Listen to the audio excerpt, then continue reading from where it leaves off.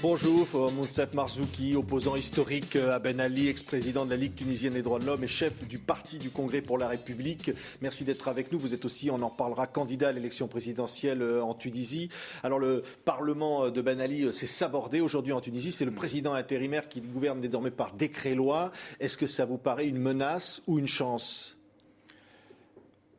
C'est-à-dire que tout le système que le dictateur a laissé en place est en train de s'effondrer pan par pan. C'est-à-dire qu'on a exigé le départ du RCD, la dissolution du RCD, on l'a obtenu. On a exigé la dissolution du Parlement, on est en train de l'obtenir. Donc en réalité, si vous voulez, nous avons emporté la bataille contre le dictateur. Il est parti. Là maintenant, nous sommes en train de liquider, non pas par chaos, mais par coup, par point, le reste de enfin tout le système politique et sécuritaire de la dictature. Mais le plus dangereux, ce n'est pas le système politique lui-même, le plus dangereux, c'est encore le système sécuritaire qui malheureusement est encore là. Nous avons demandé. Aujourd'hui, il y a eu encore des manifestations, de la répression, une balle qui a ricoché, qui a fait un blessé léger devant des gens qui étaient devant le bureau d'aide sociale, qui réclamaient un peu d'argent pour vivre. Oui, il faut absolument nettoyer le ministère de l'Intérieur. Il n'a pas été encore assez nettoyé. Bien entendu, ce que nous demandons, c'est le départ des grands criminels qui ont été du côté de Ben Ali, qui ont réprimé le peuple. Il y en a encore quelques-uns. Ce n'est pas du tout la mise en cause de la police, qui doit au contraire revenir très rapidement et travailler sur place, parce qu'il n'est pas normal qu'un pays soit sans police. La criminalité est en train d'augmenter, l'insécurité est en train d'augmenter. Il faut que la Tunisie retrouve la stabilité pour que les affaires reprennent, mais pour que cette stabilité soit retrouvée, il faut trouver une vraie réponse à la crise politique qui malheureusement n'est pas encore terminée. Qu'est-ce qu'il faut faire ? Il faut faire comme le demande le syndicat UGTT, ouvrir des négociations sociales immédiates ? D'abord, il faut, oui, bien entendu, ouvrir parce que n'oubliez pas que les problèmes socio-économiques sont à l'origine de cette révolution, mais parallèlement, il faut aussi avoir un gouvernement fort et respecté pour pouvoir justement dire aux gens, écoutez, on ne peut pas faire tout de suite, il faut être patient, parce que c'est ça la réalité. La réalité, c'est que effectivement, Ben Ali a laissé un tel legs qu'on ne peut pas régler tous les problèmes socio-économiques et politiques en un instant. Donc, il faut un gouvernement qui est capable de dire, attendez, nous sommes en train de travailler.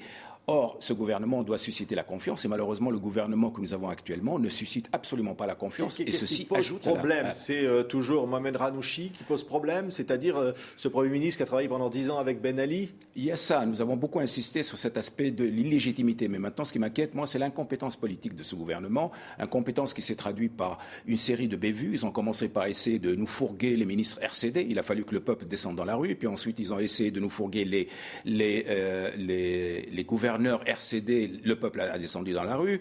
Ils ont essayé. Et là, c'est fait. Les gouverneurs ont été remplacés. Beaucoup sont proches toujours du RCD. Absolument. Donc ensuite, ils nous ont sorti un gouvernement dit d'union nationale, mais où il n'y a que 2 partis qui étaient déjà reconnus sous la dictature, alors que les autres partis qui ont fait la résistance, eux, ne sont pas reconnus. Ils ont nommé des commissions électorales qui travaillent, on ne sait pas trop comment, pour nous concocter, je ne sais trop quelle loi électorale. Vous parlez d'élections présidentielles. Moi, je ne sais même pas si elles vont avoir lieu et quand. C'est-à-dire, elle va avoir lieu dans 6 mois, et législative aussi. Mais on n'a pas de date. On n'a pas de date. On n'a pas de cadre. Il faudrait fixer une date aujourd'hui. Mais absolument. Il faut que le pays ait des objectifs très clairs, de telle façon. En fait, il faut clairement, est-ce que c'est possible d'organiser des élections présidentielles et législatives dans 6 mois ? Est-ce que c'est tenable ? C'est à la fois le délai est à la fois trop long et trop court. Trop court parce qu'effectivement, il faut travailler beaucoup pour réunir les conditions de la réussite, et en même temps c'est trop long parce que pendant tout ce temps-là, qu'est-ce qui se passe ? Eh bien, il se passe que les dossiers de fond, c'est-à-dire la réforme de la magistrature, de la police, de l'économie, de la douane, tout ça est en suspens. Oui. Or, le pays doit absolument se mettre au travail pour justement commencer ces réformes à court terme, à moyen terme, à long terme. Et seul un gouvernement légitime peut le faire. C'est pas ce gouvernement. Malgré tout ce contexte, vous êtes actuellement le seul candidat déclaré à cette élection présidentielle. Vous maintenez votre candidature aujourd'hui ? Écoutez, j'ai toujours répondu à la question, parce qu'en fait, on m'a posé la question, seriez-vous candidat ? J'ai dit oui, sauf qu'on a oublié le reste de la question, le reste de la réponse, à savoir oui, s'il y a des garanties, oui, si le peuple a enfin la possibilité de s'exprimer, oui, etc. Donc, il faut qu'il y ait des garanties et des conditions. Pour le moment, j'en vois pas. Alors, donc vous retirez pour ainsi dire votre candidature ? Non, je ne retire pas. Je maintiens toujours cette candidature, mais toujours en fonction de la situation. C'est-à-dire que j'espère quand même qu'on arrivera à avoir des vraies élections et à ce moment-là que moi-même et d'autres, nous pourrons présenter des candidatures avec un gouvernement qui est crédible. Je ne peux pas accepter qu'un gouvernement dans lequel il n'y a qu'une partie des partis politiques soit là pour gérer cette transition. Ce n'est pas possible, ça n'a pas de sens. Il y a effectivement, et on va en reparler dans quelques instants, Moussef Marzouki, le temps que vous éteigniez votre téléphone portable, ne vous inquiétez pas, parce qu'on vous appelle peut-être de Tunis où on vous attend demain. Cette situation, cette amnistie générale demandée, la situation des droits de l'homme, le renforcement du code électoral, sa réforme, et puis surtout l'autorisation des partis politiques, ce sont des chantiers énormes qui attendent ce gouvernement. Vous avez vous-même déposé évidemment une demande d'autorisation de votre parti, du Congrès pour la République. Vous attendez, vous espérez une réponse? D'abord, nous nous sommes déjà institués en tant que parti politique. Nous avons obtenu, si vous voulez, le droit d'exister par le peuple tunisien. C'est une simple formule administrative que nous attendons et je pense qu'elle nous sera donnée. Il n'y a pas de problème. On n'est plus du tout dans le temps de Ben Ali où on nous refusait une telle reconnaissance. Oui. Vous avez l'impression, et on a vu parfois, vous avez été un peu agité dans votre retour en Tunisie, qu'il y a quelque chose quelque part, ou quelques-uns en tous les cas, qui veulent absolument vous empêcher de reprendre pied dans ce pays dont vous aviez été exclu par Ben Ali, vous êtes l'opposant historique. Écoutez, Ben Ali, le Ben Alisme, c'est pas uniquement Ben Ali, c'est un système qui est complexe, qui est extrêmement important. C'est une vraie pieuvre, et cette pieuvre ne va pas disparaître du jour au lendemain. Les sbires de Ben Ali sont toujours là, ils sont apeurés, ils sont inquiets, ils voudraient mettre un peu le chaos dans le pays pour pouvoir avoir une raison de dire attendez, vous vous rappelez, comme c'était bien du temps de Ben Ali, etc. Donc je dirais que tout ça c'est normal. Après les révolutions, il y a toujours une phase d'incertitude, une phase de chaos. On dit parfois aussi la gueule de bois, on en est là aujourd'hui? Non, pas encore, j'espère qu'on n'aura pas cette gueule de bois. Ce qui est sûr, c'est qu'actuellement il y a une grande confusion dans le pays.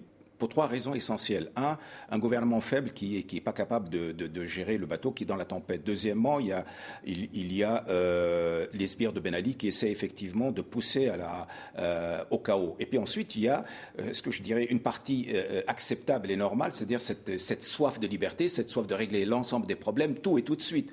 Donc tout cela fait que c'est un pays qui est en ébullition. Oui. Mais vous attendez quoi? Vous attendez que la communauté internationale, par exemple, Ranouchi propose l'organisation d'une conférence internationale à Tunis. Ça, c'est une bonne chose. Vous attendez que la communauté internationale, qui jusqu'ici a été parfois sourde, d'abord, nous espérons que la Tunisie maintenant va avoir le statut de pays, donc de partenaire avancé au niveau de l'Union européenne. Jusqu'à présent, en tant qu'opposants, nous nous y sommes opposés parce que c'était un cadeau à Ben Ali et, si vous voulez, c'était pas acceptable. Maintenant, nous demandons que la Tunisie soit effectivement un partenaire à part entière ou partenaire privilégié dans l'UE. Nous espérons aussi que les pays démocratiques nous aideront parce qu'il est important. Vous demandez que la France, cette fois-ci, intervienne davantage, voire même fasse de l'ingérence. C'est ce qu'elle se défendait de faire? C'est pas de l'ingérence.